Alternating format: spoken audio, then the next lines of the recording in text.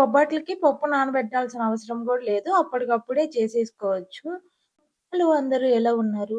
ఈరోజు ఉగాది స్పెషల్ బొబ్బట్లయితే మీ అందరితో షేర్ చేసుకుంటున్నాను. దానికోసం పప్పు ఏం నానబెట్టాల్సిన అవసరం లేదు. ఒక 30 మినిట్స్ ముందు మనకు గుర్తొస్తే సరిపోతుంది. బొబ్బట్లు చేయడం కోసము నేను 1 కప్పు శనగపప్పు అయితే తీసుకున్నాను. దాన్ని ఒక 30 మినిట్స్ ముందు హాట్ వాటర్‌లో నానబెట్టేసి మీకు ఇంకా టైం లేదనుకోండి, ఒక 10 మినిట్స్, 15 మినిట్స్ అలా ఉంచినా సరిపోతుంది.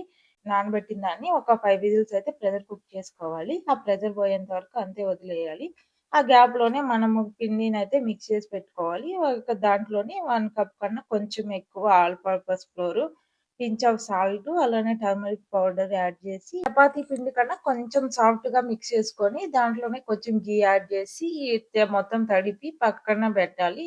అది కొంచెం నానేంత లోపల మనకి పప్పయితే ఇలాగ ప్రెషర్ అయితే పోయుంటుంది. అది స్ట్రెయిన్ చేసుకొని పక్కన పెట్టుకోవాలి. ఎంత పప్పయితే తీసుకున్నామో అంతే జాగరీనయితే తీసుకొని మొత్తము పాన్‌లో యాడ్ చేసి మెల్ట్ చేసుకోవాలి. ఇంకా డైరెక్ట్‌గా అయితే నేను పప్పు దీంట్లో యాడ్ చేసేస్తున్నాను. మీకు కావాలంటే మిక్సీ వేసి తర్వాత దీంట్లో యాడ్ చేసుకోవచ్చు. ఇంకా పప్పునంతా స్మాష్ చేయడం కోసము నేను ఇలాగ పప్పు గుత్తినైతే యూజ్ చేసి మొత్తము మిక్స్ చేస్తున్నాను. ఇది కొంచెం అడుగంటుకుంటుంది అనుకుంటే కొంచెము 1 స్పూన్ ఘీ యాడ్ చేయండి. లేకపోతే ఇంక లాస్ట్‌లో కూడా యాడ్ చేసుకోవచ్చు. ఇది మొత్తం మిక్స్ అయ్యి దగ్గర పడిన తర్వాత ఇదిగోండి ఇలాగ సెపరేట్ అవుతుందనుకోండి ప్యాన్. ఆ కన్సిస్టెన్సీ అయితే సరిపోతుంది.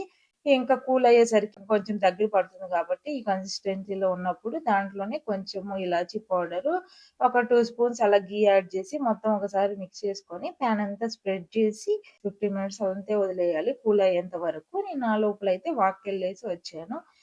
ఇప్పుడు 2 స్టైల్‌లో చేసి చూపిస్తాను బొబ్బట్లని. మనము పప్పు ముద్ద ఎంత తీసుకున్నామో దానికన్నా కొంచెం తక్కువ పిండిని తీసుకొని చేసామనుకోండి, ఇలా లోపల స్టఫ్ అంతా బయటకొచ్చి ఇలాగ రెడ్ కలర్‌లో ఇలా అయితే వస్తుంది.